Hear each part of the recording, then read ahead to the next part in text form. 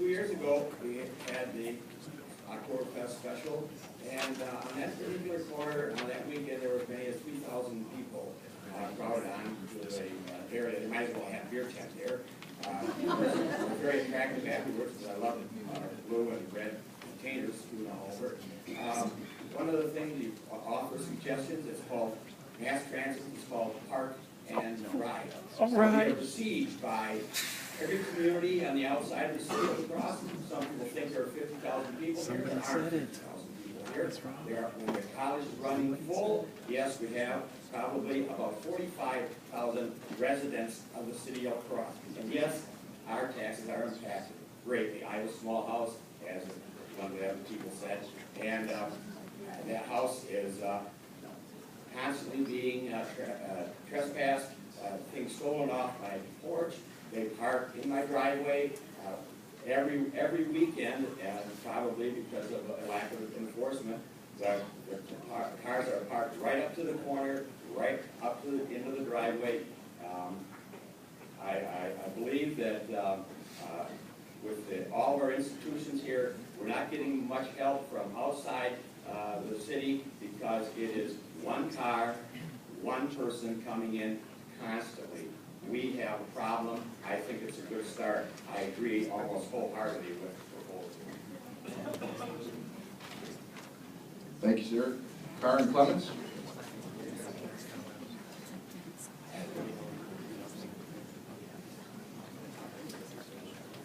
Hello, I'm Karen Clements. I live on 1317 Vine Street here in La Crosse. I'm a junior at our campus here, and in my apartment complex, I know a big issue that was brought up was students not wanting to purchase a parking permit. I do, however, have a parking permit for our apartment complex. There are 70 of us living in the apartment complex, however, and it is first come, first served for the parking. There are 30 parking spots, and that leaves 40 of us to park who knows where. So that does leave a lot of us to park on the street. And I know it's a lot of students just living on our street. Sovereign's fighting for parking spots there, and alternate side parking is very, very tough for us. Thank you. Thank you. John Becker.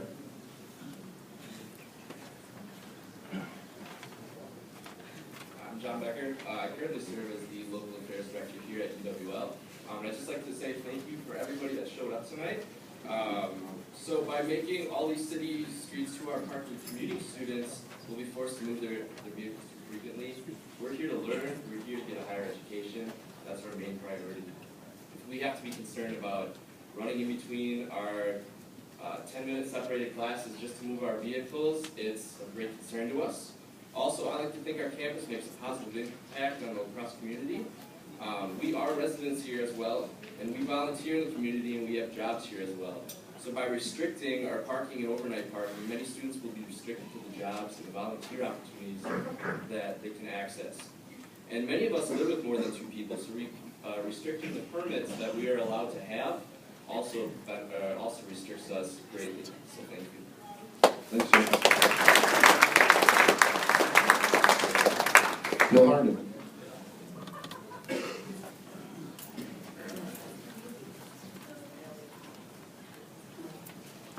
Bill Harden, 223 South 16th Street. One thing comes to my mind tonight, so saying one size does not fit all. And my first concern when I heard about this is not the fact that I live at 223 South 16th Street. I'm an example of one of those UWL kids from Illinois who thought lacrosse was pretty cool. 3 kids and a grandkid later. I was 21 when I purchased a house on 5th Avenue South, still own it. My first thought was many houses have no parking there. This is going to make it worse.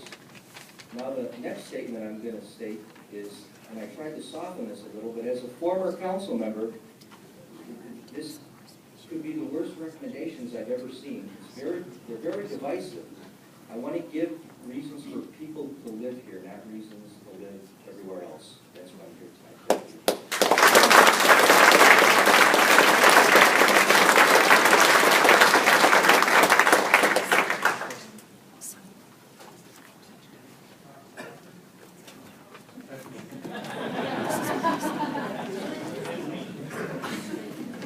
Sorry for the handwriting. My name is George Nino. I live at 1220 King Street. There's obviously not enough parking in the city for timely public transportation. Yes, there are problems. I think we need to be very careful and very specific about individual remedies to those problems.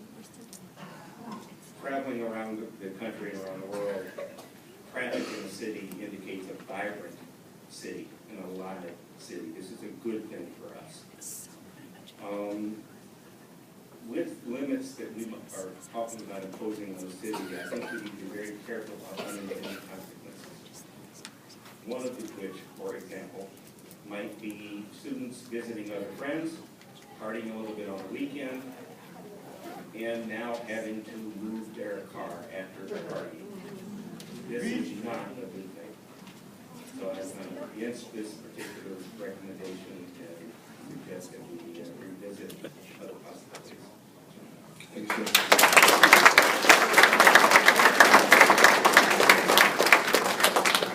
Jolynn Jensen.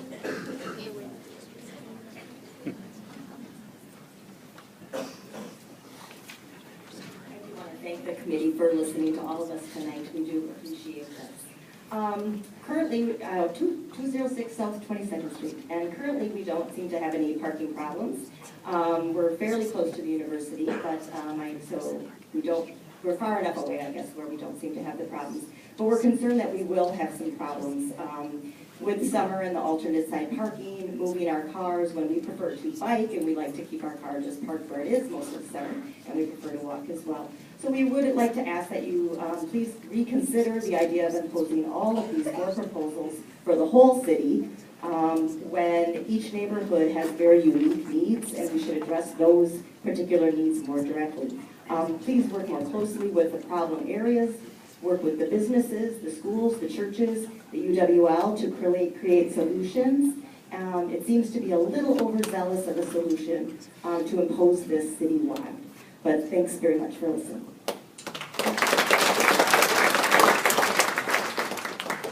Eric Rathke.